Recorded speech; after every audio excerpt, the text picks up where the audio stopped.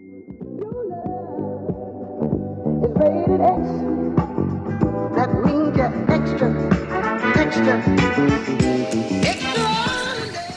Hi everyone! Welcome back to Angel's Vlog. For today's video is a very exciting video na gagawin ko dahil ito na yung pinakang iniintay ko sa buong buhay ko. Sobrang tagal ko na talagang wish to. So ayun na nga. Ang ating content for today is all about my room renovation. So if you want to join me and gusto nyo din malaman kung ano yung naging process ko, kung paano ako nag-came up with that kind of decision, kung paano ako siya napaalam sa parents ko, kung ano yung mga ginamit ko para makapag-decide and kung magkano yung mga nagagastos namin. So, in this part, syempre hindi ko siya malalahat. So, little by little, idadaan natin yan sa vlog. So, if you want to join me with this kind of journey, please keep on watching.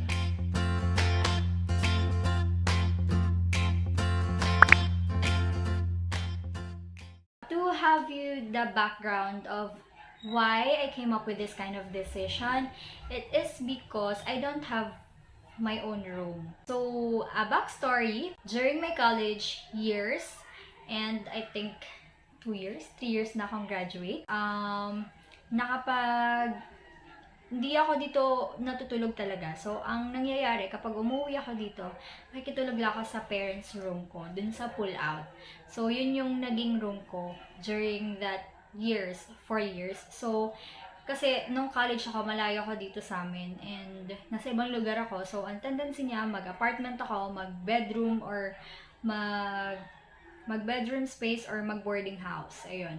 So, ngayon, dahil pandemic and hindi kasi kami pumupunta sa school namin para din kami magturo or para may mga abya din kami kung ano-ano.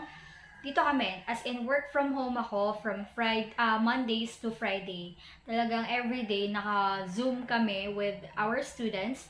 And so, sabi ko, kailangan ko na ng sarili kong space and kailangan ko na ng sarili kong room since hindi masyadong convenient or hindi gasinong maganda yung environment ko or yung workspace ko sa baba. Dahil nasa tabi ako ng balcony, so ang tendency kapag may dumadaan ng mga sasakyan, naririnig. Pero hindi naman siya ganun kalakas.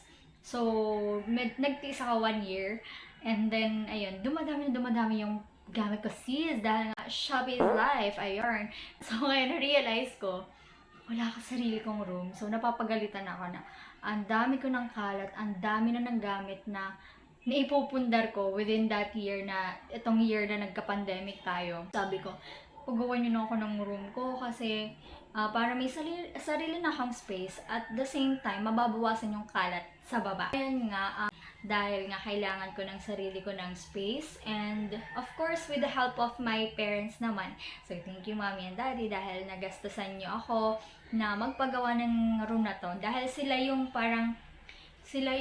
foundation ng room na to tapos ako lang yung sa gamit and then yung iba babayaran ko naman sa kanila. Syempre nakakahiya naman kung sila lahat ang gagastos, 'di ba? May work naman ako. So ito, dati is square lang siya na room na maliit. Dahil dito dati ay may nakatira. So nagpagawa kami sila ng maliit na room.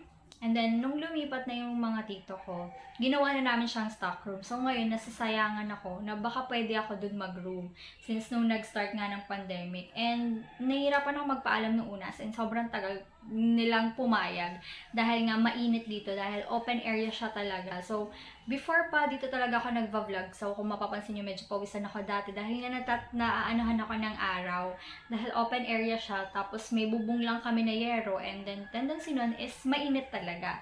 So ayun nila ako payagan. Sabi ko gagawa naman ng paraan.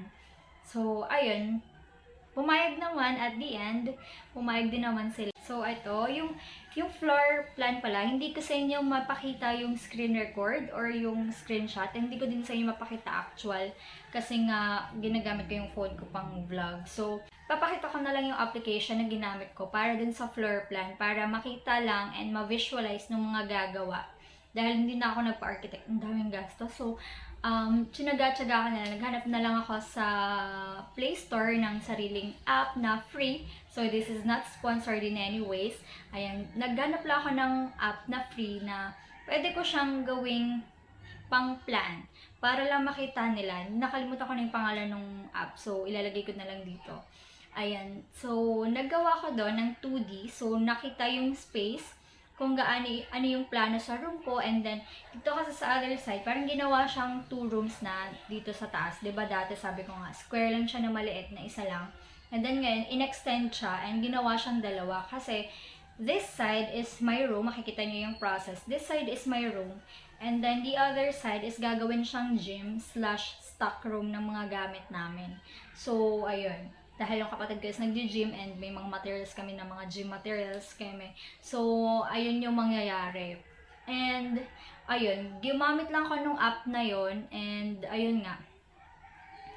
Na-visualize naman ng mga gumagawa. So, I think ngayon, 2 months na siyang ginawa. Pero ngayon, tapos na yung room ko.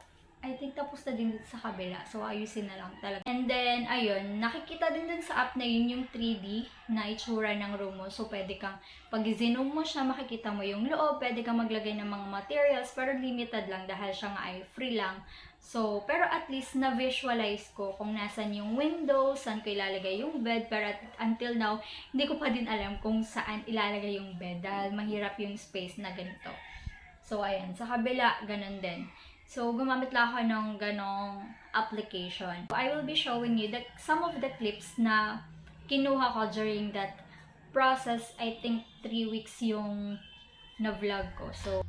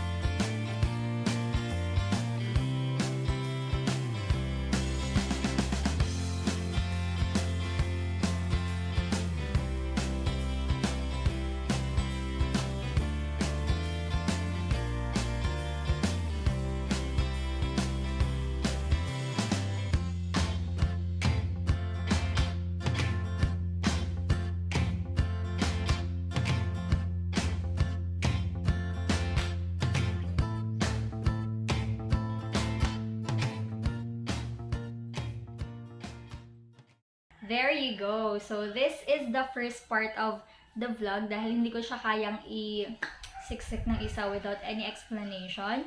So, for the budget na nagagastos nila for the whole foundation of these 2 rooms is, I think, kasama na yung mga paints, I think mga nasa 70,000. So, parang ano lang namin siya, 60 to 70,000 yung nagastos namin with this. Pero hindi siya yung exact. But with this room, dahil itong buong room na to, lahat ng gamit sa akin na.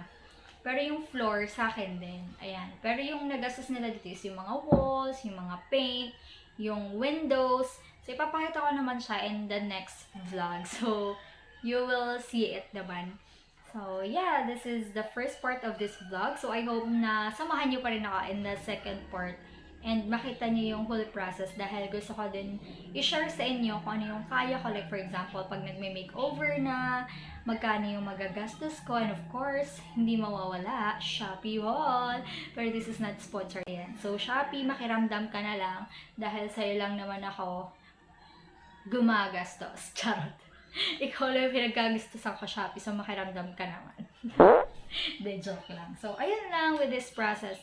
So, sana na-enjoy nyo and I hope I can see you again in my next one. Bye!